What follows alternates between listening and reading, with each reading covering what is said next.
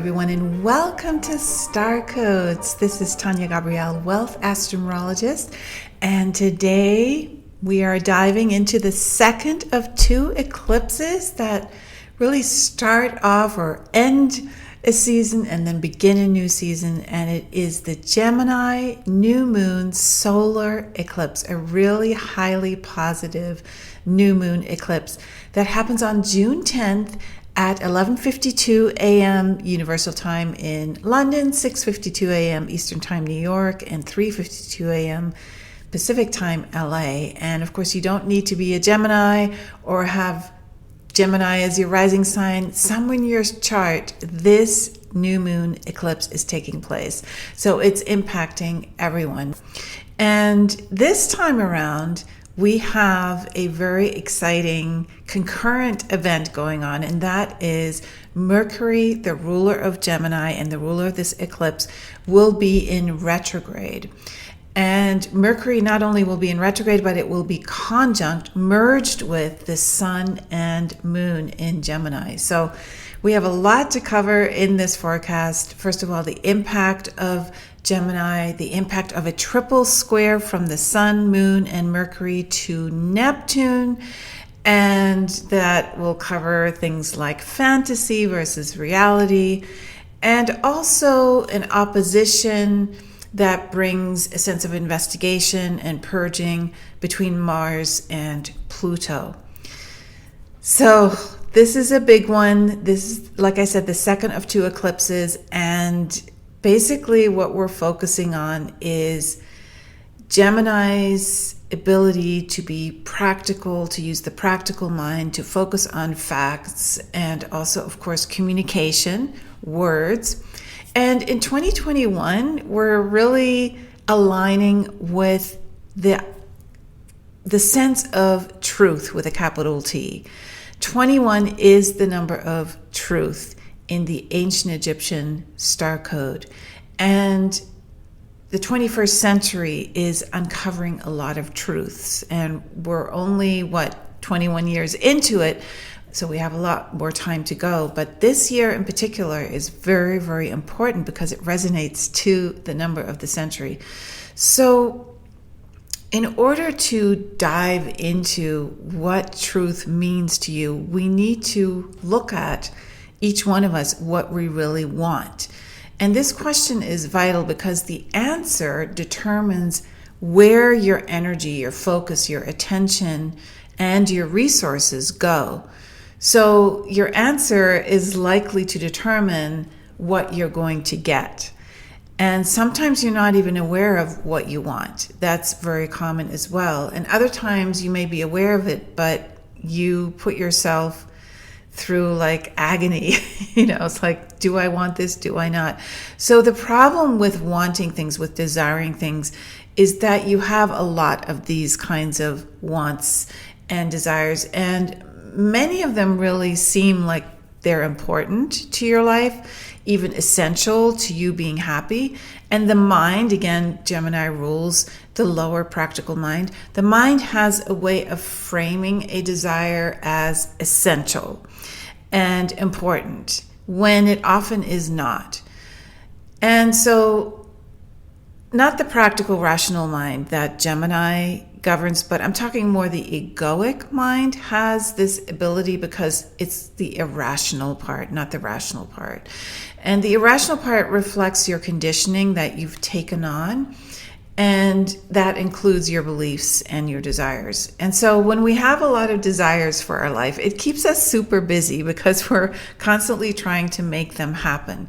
Yet all of our desires, whether they're material or whether they're a desire for a relationship, whatever the case may be, success, they can be reduced actually to a few deeper soul urges. So if you yearn for anything, whether it is material or a relationship or success, what is it that you really want? Is it admiration? Is it love? Is it belonging? And if you already felt those in your life, if you already felt loved and a sense of belonging and admiration, would you still want those things? would they have less meaning?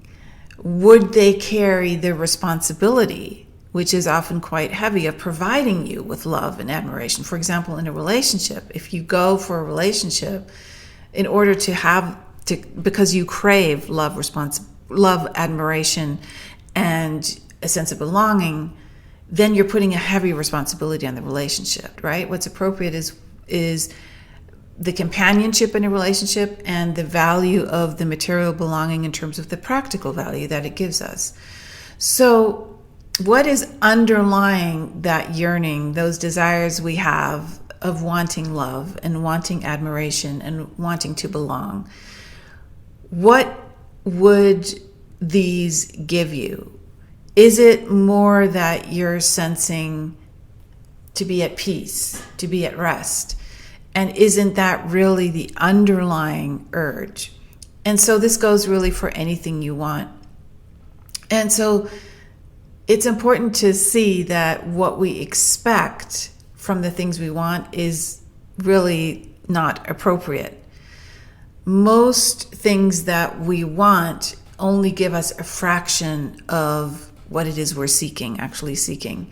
And the deeper things such as happiness and peace and love don't come from those material things. They don't come from the accomplishments. They don't come from the other person in the relationship, but they come from a state of mind, or more accurately, a state of your heart. And those deeper things then reflect how you are being, the way of being, right? The way you are being in your life. They are how you are in your life, and they have nothing to do with what you're accumulating, where you live, who you think you are. So this eclipse in Gemini is very important because it is helping us to look much more simply at how to achieve this state of peace, this state of happiness, this state of being. And the only way to do that is to unmask the illusion, the mistaken belief that peace and happiness are not here now, and that you have to do something to get that happiness and peace. And so this is why that square, that triple square to Neptune, is so important, because Neptune can represent illusion. And so we're being awakened now that we don't need to have something, get something, do something to be happy and to be at peace. That's something the mind presumes, the irrational mind. So the secret really is to stop trying to do something to be happy and to be at peace. The secret is to just stop it and then to just be. So to be present in the moment without all those ideas and all those beliefs and all those desires about what you want to be or how you want to be in the future, right? Because it certainly isn't anything to do with the present moment when we have these desires. So when we switch it up and say, well, what is true for right now, and what is the experience that I'm having right here and now, which starts with the breath, breathing in and out, what else can we be aware of? Well, how about, is there peace in this moment? Is there happiness? Do I feel a sense of love? Because they're all here, peace and happiness and love. So this is really an easy solution, right? And it sort of is boring to the mind, because the mind, if you know the energy of Gemini, it's very active. And if you listen to the mind to come to this present state, you're letting the mind take you away from those simple moments. So breathing in and out, simplifying things, just doing that, just being right here and now in this moment, that is how we align to the truth, to what the moment is like. And then we can sense whether there is peace and love and happiness. We don't then need to chase it and look for it, and just be able to delight in how life is right now. So this is really the freedom and the love that we've always wanted and that we've always looked for in our life. That amazing sense of understanding that comes from when we realize we are love and we are peace and we are exactly what we are looking for externally. We are made of love and peace. So why go and search for it, right? It's here right now, that stillness of just being. So in the moments when we're not experiencing that underlying real yearning of happiness, love, and peace, then we have to, this is again where Gemini comes in, we have to declare our desire for them in some way. So, and it's not an empty declaration, it's just words. So with this intention, we must turn our attention away from what distracts from the peace and the love that are there. And we must turn our attention away from what lies the mind has created about life and what we think will make us happy. And so our declaration is really a choice that we make. We are choosing to shift our attention to the present moment. And it's actually not that difficult to do. It's not hard work in that sense. It's very, very simple, especially since we turn our attention to many things many times a day, right? So it's not something that we don't know how to do, moving our attention from one thing to another. But in order to experience that love and peace and happiness that we desire, we need to shift our attention about the ideas we have about who we are, what to think. Anything we think will make us happy, we need to shift that and just let it go. Keep our attention on the here, on the now. And if your attention drifts away again, which it inevitably will, then you again shift your attention to the present moment. So you can bring your attention to the present moment through the breath, which many do through meditation. Or we can simply do a sensing of the body. This is really powerful too, because when you get a sensation physically, it literally anchors your body, which is literally the human home that we have to experience human life on Earth.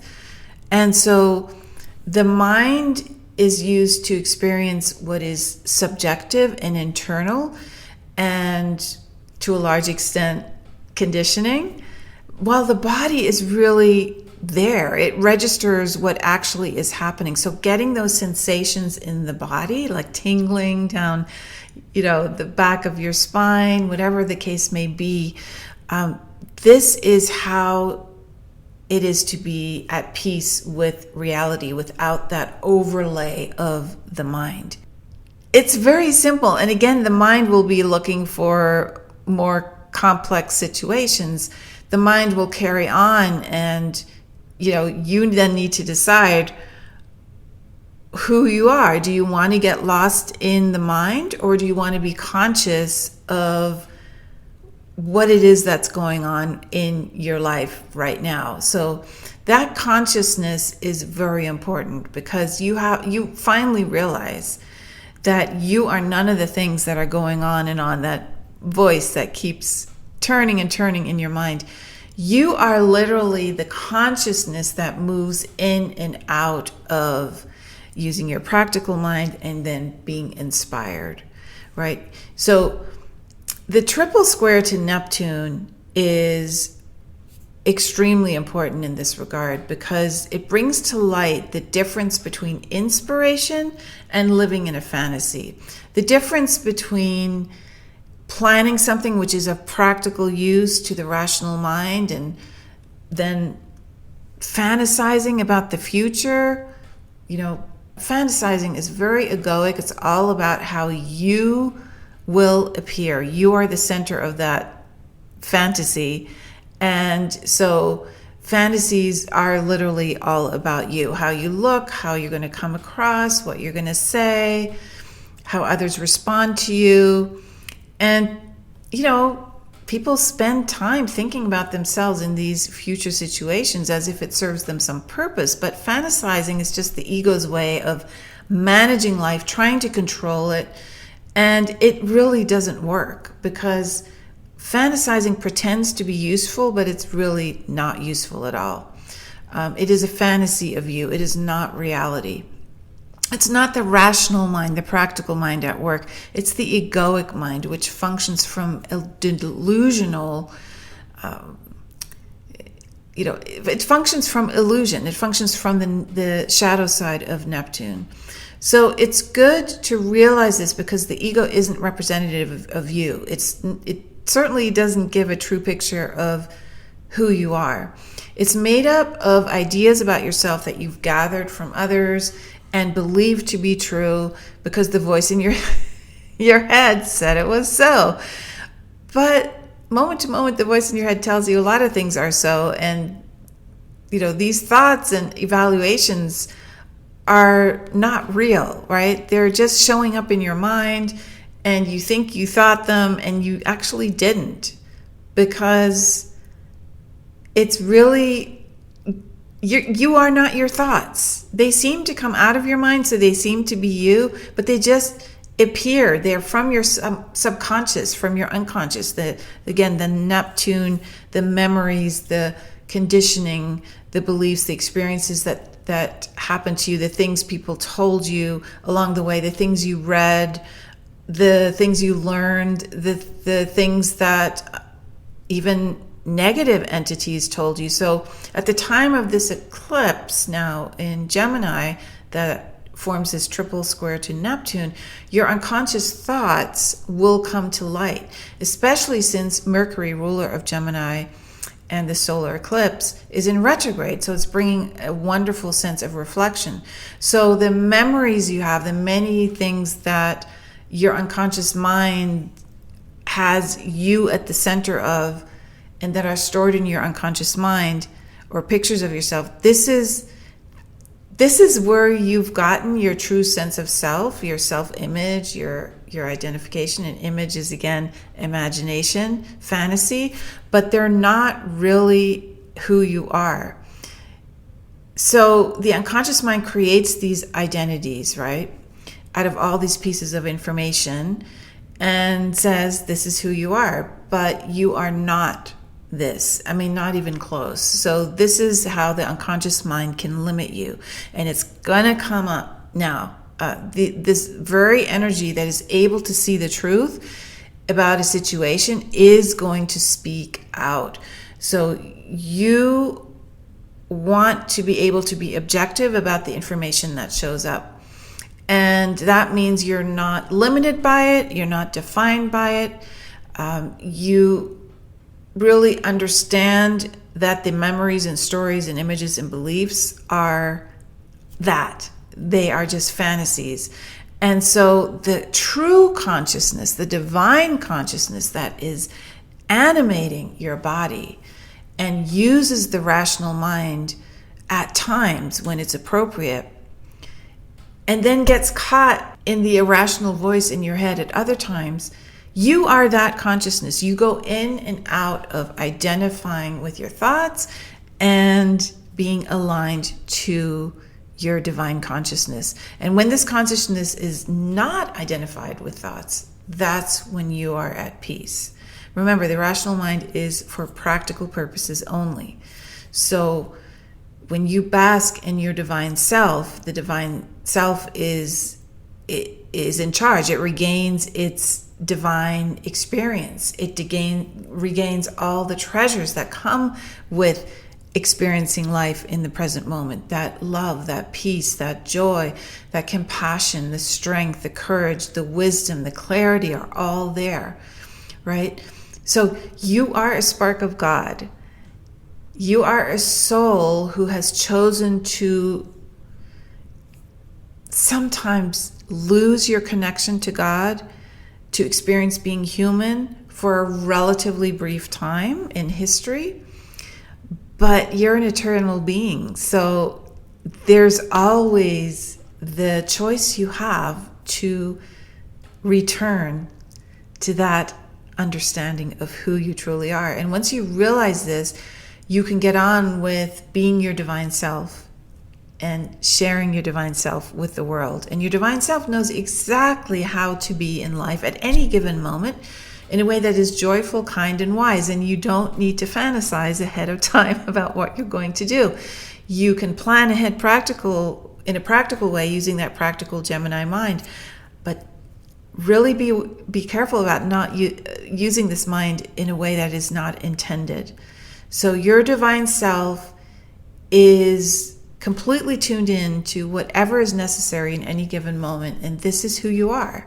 You are a spark of God. So those are the main messages, the spiritual messages for this powerful, exciting Gemini solar eclipse.